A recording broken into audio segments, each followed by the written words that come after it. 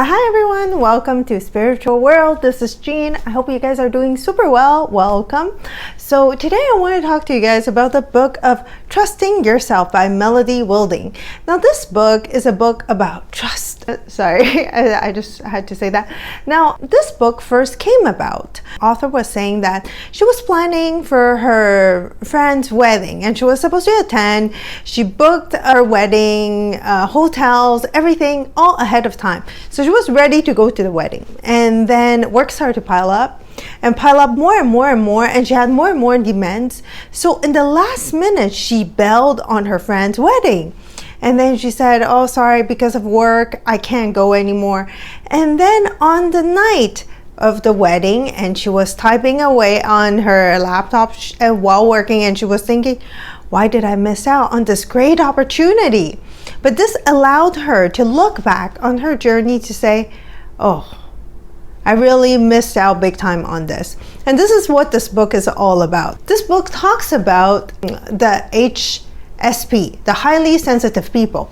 If you have heard of the HSP, it is the highly sensitive people. There's a book by Elaine Aron, so good. I read that book in 2 days, so good. If you ever get a chance, please go check it out. If you're a very sensitive person and that gets overstimulated by everything in their surrounding, and that gets a lot of emotions, and you might be one of a HSP. I wanted to mention concerning this book, okay? So when you are one of those HSPs, it's possible that you also are a striver that's still trying to highly function in the world to perform, right? Because by nature, a lot of HSP are very accommodating and we are very people-pleasing, right? So you forget the demand of what you have for yourself, and you're trying to overcompensate, overplease other people, and over accommodate, and you don't see the boundaries of who you are, and that can happen to work a lot. Inside of this book, she mentioned about something called the honor roll hangover. Unlike the regular hangover that gives you a bit of a dizzy feeling, it's an honor roll hangover. You will be having 3 key components in that. You are extremely people pleaser, high perfectionist, and you're over functioning, meaning that you're overcompensating for every single thing.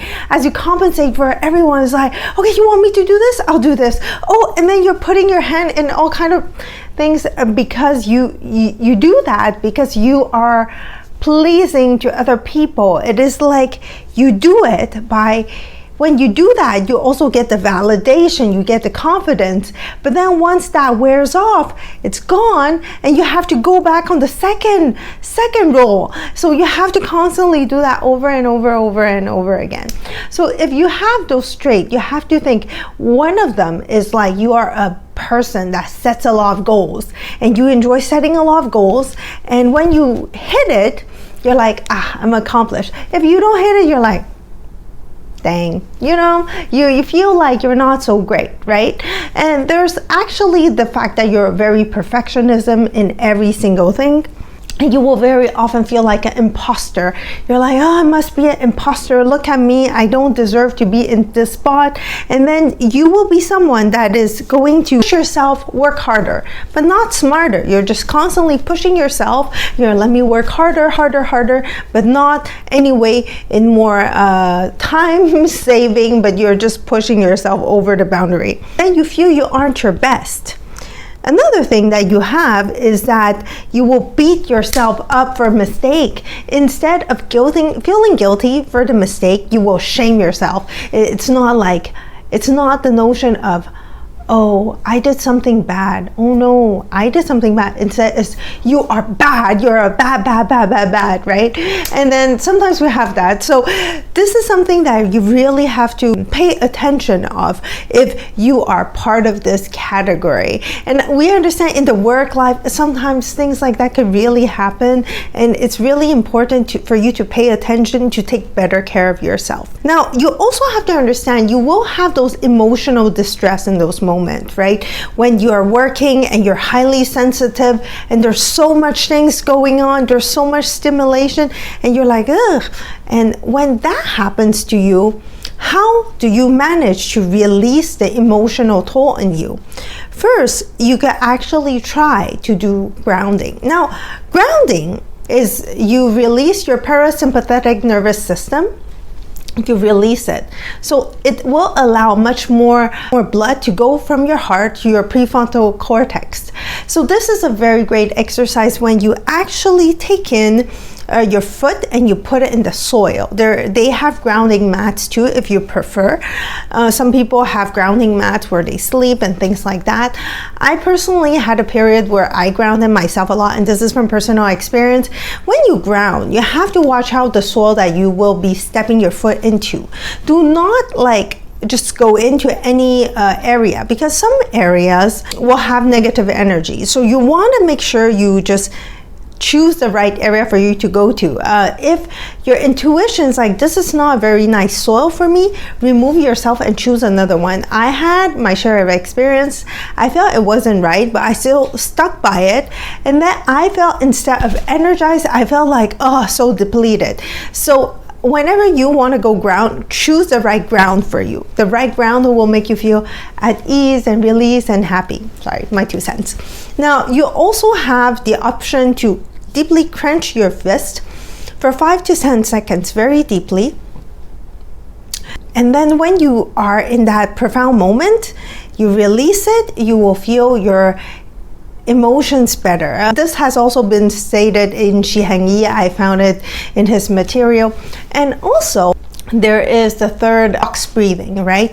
You could deep breathe for 4, hold for 4, and release for 4. In that moment, you will feel much more at ease. Now, there's also another thing that you have to really pay attention to when you trust yourself, because it's so hard to trust yourself when you're being bombarded by so much things that goes on in life. There is people, there's all kind of comments, there's comments on the web, there's things you can read on, and there's your family, your peers, your colleague, your family, everyone's like telling you something, right? So a lot of times you really want to trust your intuition over your fear. I think the book of Rick Rubin also talks about intuition a lot, which is highly recommend his book. Follow your intuition. You will feel your body will really relax itself. It will feel relaxed and at ease. And if you are choosing fear, it will feel like a lot of fear, a lot of anxiety. You'll feel tense. You'll feel like this is very urgent. And it's important for you to trust and use your intuition, right? So for example, there was the case of a girl. She used one of the exercise. So she got a job offer. She's a West Coast girl, and she felt that she needed to for New York City, but she debated whether she should have gone or not. And she sat there and she decided to think, oh, how would my life be if I stayed in the West Coast? It would become business as usual. 2 to 3 days later, she actually envisioned that, oh, if I was in New York, how would my life be? And she would imagine she would be eating that pretzel, she would be walking in New York and enjoying herself. In that moment, she realized that she needed to take that job in New York City, and she did.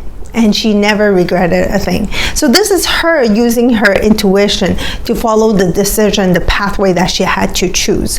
Now, the last part I wanted to mention to you guys about is setting boundaries. Boundary is something so important. And I think a lot of times when we set boundaries, we have such a hard time, because boundary is something that's very finical, right? Sometimes so hard for us to say no, to tell people in the right way. So I wanted to share one of the extract of what Melody Wilding said inside of the book of The Happiness Project by Gretchen Rubin. She actually started to choose a life that was more closer to herself. She didn't like drinking. She didn't like to go out shopping and all of that, but she was doing it to appease everyone. So she decided to be more herself. So she decided to be on the Gretchen team. So she's like, be Gretchen. So in my case, it'll be me, right? In your case, you'll be like, be you. Insert your name below. And then it's going to be really important. So for example, for Gretchen, she would say, when there was someone that said something wrong about her book, right? There was a negative book review. She wrote an email to the person that negatively reviewed her and sent a very nice email back related to the book review. And then it became a very nice conversation because she was being herself. She was being Gretchen. Like, for example, instead of very quickly reading a book, she would just taking a whole page of note on a book that she was reading. It was taking much more time than expected, but was worth it for her, right? So she was being Gretchen. So we have to consider ourselves as a whole. Like, I should try to be more myself, and you should try to be yourself because you're yourself, right? So I wanted you to really consider when you're stepping in the world, like, how can you more step up and to be who you are and define who you are inside. And this is all I wanted to share with you guys when it comes to the book Trusting Yourself by Melody Wilding. Thank you so much. Bye bye for now.